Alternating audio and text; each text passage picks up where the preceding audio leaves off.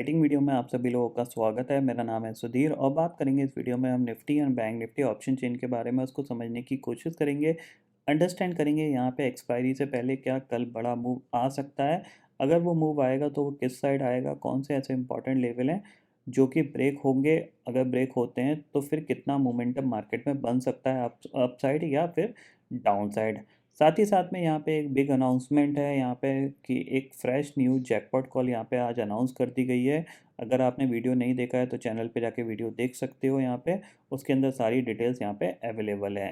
तो जो भी इंटरेस्टेड है वीडियो देखने के बाद आप वो कॉल ले सकते हो। Charges same as it is ₹1000 हैं। अब स्टार्ट करते हैं हम अपना वीडियो डाटा पे और समझते हैं यहाँ पे कि निफ्टी और बैंक निफ्टी का कैसा डाटा बन रहा है और चार्ट पे कैसा मार्केट दिख रहा है। अब नीचे से काफ़ी बाउंस बैक हो चुका है तो यहाँ पे क्या दोबारा से सेलिंग बढ़ेगी या फिर मार्केट ऊपर जाने की कोशिश करेगा। तो सबसे पहले अगर हम ऑप्शन चेन डाटा में देखें तो इस पर्टिकुलर सीरीज में हमारे पास 17,000 इंपॉर्टेंट सपोर्ट है, क्योंकि 17,000 पे करीब करीब ऑलमोस्ट 1 करोड़ का ओपन इंटरेस्ट खड़ा हुआ है पुट साइड पे। 17,100 पे बात करें तो 52 लाख का है, 17,200 पे 51 लाख का ओपन इंटरेस्ट यहाँ पे क्लियरली दिख रहा है। कॉल साइड की बात करें तो 17,200 की कॉल पे करीब 47 लाख का ओपन इंटरेस्ट है, 17,300 पे आपको 49 लाख का ओपन इंटरेस्ट दिख रहा है। 17,000 की कॉल पे अगर देखा जाए तो 39 लाख का ओपन इंटरेस्ट खड़ा हुआ है। किसी भी रीज़न से अगर हम 17,000 के नीचे जाते हैं तो फिर हमारे लिए प्रॉब्लम बहुत बढ़ेगी। अदरवाइज़ यहाँ पे निफ्टी 17,000 17,300 के बीच में ट्रेड करता हुआ दिखाई देगा। ये क्लियरली ऑप्शन चेन डाटा पे हमें व्यू मिल रहा है। अब अगर यहाँ पे अगर हम बात करें, समझने की कोशिश करें कि चार्ट पे कैसा मार्केट दिख रहा है और कल क्या हो सकता है, इसको हम समझते हैं। तो सबसे पहले अगर हम यहाँ पे समझने की कोशिश करें, ये सब चीज़ें हटाता हूँ यहाँ पे, आज का दिन देखते हैं। आज का दिन क्या है, एक गैप अप ओपनिंग मिली। गैप अप ओपनिंग के बाद आप देख रहे हो मार्केट में मोमेंटम ऊपर की तरफ बिल्कुल नहीं है। एक अराउंड हम खुले कहाँ पे, 17,200 पे, ठीक है। लो हमारा बना कितना, 17,166 का, और हाई बना हमारा कितना, करीब करीब 17,248 का। 100 पॉइंट की रेंज में हमने मैक्सिमम टाइम आज के दिन का निकाल दिया, ठीक है। जबकि यहाँ पे कल डाउ में काफ़ी अच्छा मूवमेंट देखने को मिला था, नैस्डैक में भी देखने को मिला था, बट हम फर्दर मोमेंटम नहीं पकड़ पाए हैं, जबकि हम ऊपर से काफ़ी नीचे ट्रेड कर रहे हैं।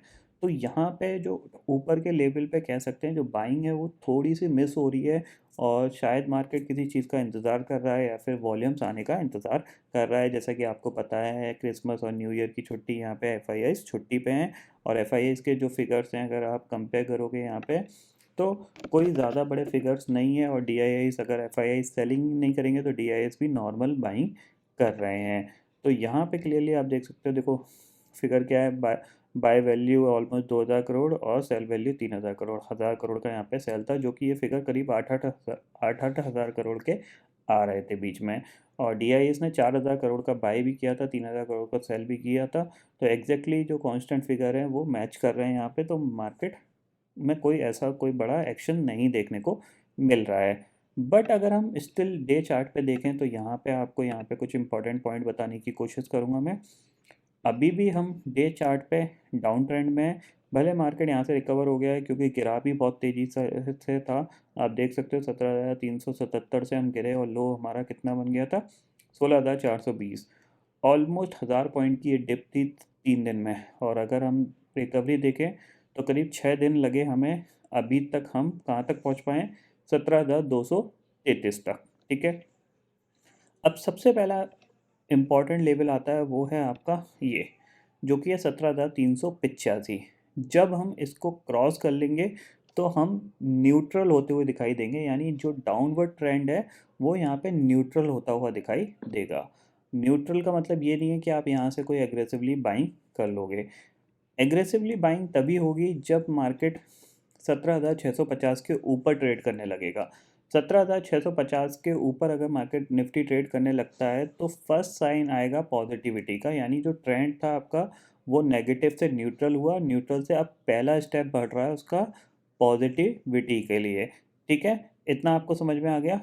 अगर हम 17,700 के ऊपर क्लोजिंग दे देते हैं 1 या 2 दिन की, तो फिर हम यहाँ पे समझ सकते हैं कि ये जो पूरा ट्रेंड था, डाउनवर्ड ट्रेंड था, वो अब आपका ख़त्म हो गया है। अब मार्केट दोबारा से ऊपर जाने के लिए तैयार हो गया है। फिर हम 18,000 की बात करेंगे, 18,300 की बात करेंगे। ये चीज़ आप क्लियरली समझ लीजिए। बट स्टिल अभी भी मार्केट सेल ऑन राइज का ही है जब तक ये लेवल ब्रेक नहीं होता। तो यहाँ पे आपको सावधान रहना है। 17,300 और 400 के जोन से कहीं से भी यहाँ पे सेलिंग देखने को मिल सकती है। इसीलिए यहाँ पे मैं आपको थोड़ा सा अलर्ट रह के ट्रेडिंग करने की सलाह दे रहा हूँ। कोई भी बड़ी क्वांटिटी आप किसी भी साइड पे पंच मत करिएगा। अपना जो भी लिमिटेड आप काम कर रहे हो उसको करते रहिएगा। ये चीज़ आप क्लियरली समझ लीजिए।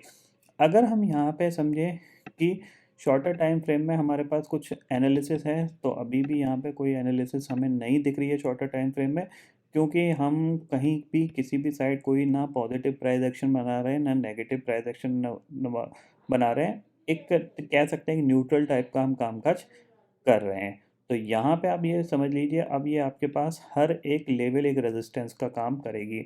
और ये जो पूरा जोन है आपका 17,300 से लेके 17,400 तक का, 17,250 से लेके 17,400 तक का, ये पूरा एक स्ट्रॉन्ग रेजिस्टेंस जोन है। ठीक है ना। ये चीज़ आप क्लियरली यहाँ पे समझ लीजिए। तो अगले 1 या 2 दिन आपको थोड़ी सी दिक्कत होने वाली है। अगर मूवमेंट आएगा तो बड़ा ऊपर की साइड भी आ सकता है और नीचे की साइड भी आ सकता है। अदरवाइज जो मेरा एक्सपेक्टेशंस है वो यही है कि ये 17,000 से लेके 17,400 के बीच में ही ट्रेड करेगा। अगर ये गैप अप खुलता है यहाँ पे तो हो सकता है सेलिंग आ जाए, और अगर ये गैप डाउन खुलता है तो हो सकता है रिकवरी आ जाए।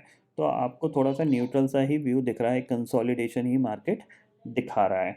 अगर हम बैंक निफ्टी की बात करें तो निफ्टी तो चलो गैप अप हुआ, गैप अप होने के बाद ऊपर क्लोज भी दे गया। बट अगर बैंक निफ्टी की बात करें तो बैंक निफ्टी का ये चार्ट है, ठीक है, डे चार्ट पे बैंक निफ्टी है यहाँ पे, और इसमें समझते हैं तो इसमें कैसा व्यू दिख रहा है। स्टिल बैंक निफ्टी वीक है। देखो अभी तक इसने ऑलमोस्ट, अगर हम निफ्टी की बात करें, निफ्टी ने काफ़ी हद तक अपने जो लो था उससे काफ़ी हद तक एक अच्छी खासी रिकवरी दिखा दी है, करीब करीब 800-900 पॉइंट की। बट बैंक निफ्टी आप स्टिल देख सकते हो ये लोअर लेवल पे ही कंसोलिडेशन कर रहा है। तो ये कह सकते हैं एक नेगेटिव साइन ही मार्केट के लिए, क्योंकि अगर लोअर लेवल पे कंसोलिडेशन करेगा, थोड़ा सा सेल ऑफ बड़ा, ये तुरंत अपने लो को ब्रेक कर देगा। ठीक है ना। तो ये चीज़ समझ लीजिए, अभी भी यहाँ पे क्या हो रहा है, थोड़ा सा वीकनेस है। और आज के दिन भी अगर हम देखें शॉर्टर टाइम फ्रेम में, तो आपको क्या दिखेगा, आज के दिन भी ये 35,300 पे ही अटक रहा था।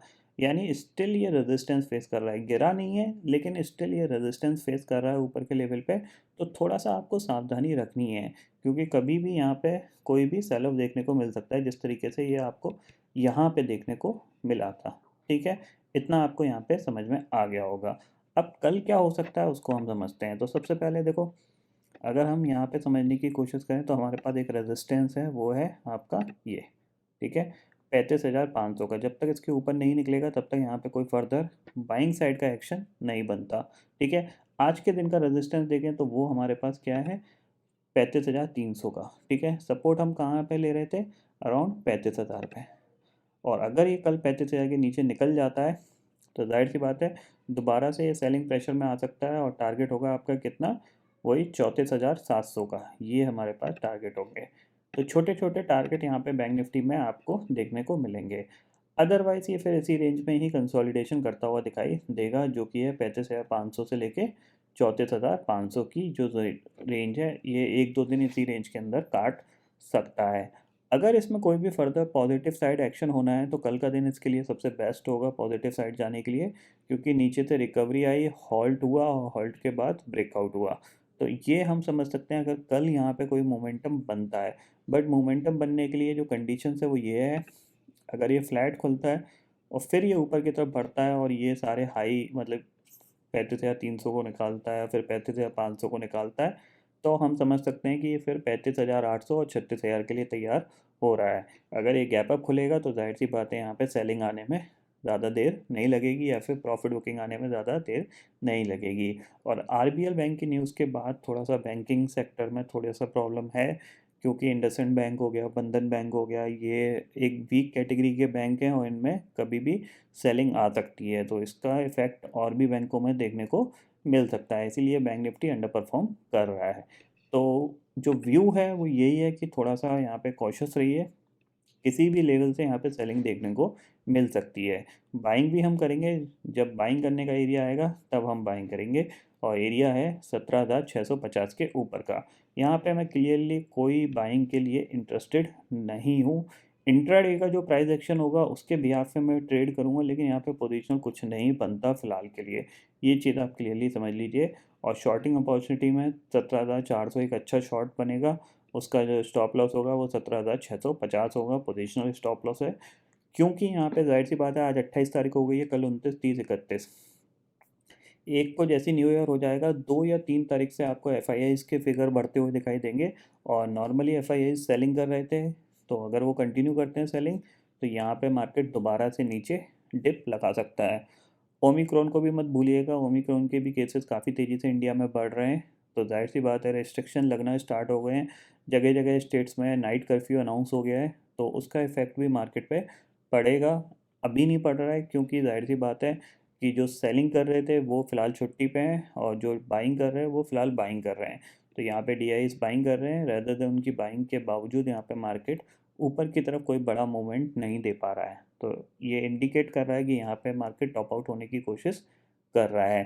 तो यहाँ से दोबारा सेलिंग आ सकती है, तो आप उसके लिए पहले से ही प्रिपेयर रहिएगा। ऐसा नहीं करिएगा कि एग्रेसिव होकर बाइंग कर लिया और फिर बाद में ट्रैप हो गए। तो ये चीज़ आप क्लियरली यहाँ पे समझ लीजिए। अगर हम ग्लोबल मार्केट की बात करें, तो यहाँ पे अगर देखा जाए तो यूएस मार्केट में काफ़ी अच्छी रिकवरी देखने को मिली है। एक सेल ऑफ के बाद यहाँ पे करेंटली अगर हम यहाँ पे इंडेक्सेस फ्यूचर की बात करें, तो डाउ फ्यूचर करीब 100 पॉइंट ऊपर कामकाज कर रहा है, और नैस्डैक करीब 78 पॉइंट ऊपर कामकाज कर रहा है। तो देखते हैं यहाँ पे अगर पॉजिटिव क्लोजिंग ही आती है यूएस मार्केट की, तो फिर कल हो सकता है हम दोबारा से 40-50 पॉइंट का गैप अप दिखाएं, या फिर 50-60 पॉइंट का। उसके बाद मार्केट कैसा बिहेव करता है वो ज़्यादा इम्पोर्टेंट रहेगा। तो आई होप दोस्तों ये पर्टिकुलर डाटा आपको समझ में आ गया होगा। दोस्तों फिलहाल इस वीडियो में इतना ही है। आई होप ये वीडियो आपको पसंद आएगा। वीडियो पसंद आता है तो लाइक और शेयर ज़रूर करिएगा, और चैनल को जो सब्सक्राइब कर लीजिए, क्योंकि मैं जल्दी लेके आता रहूँगा हर दिन आपके लिए नए नए वीडियो। इसी के साथ शुक्रिया दोस्तों। जय हिंद।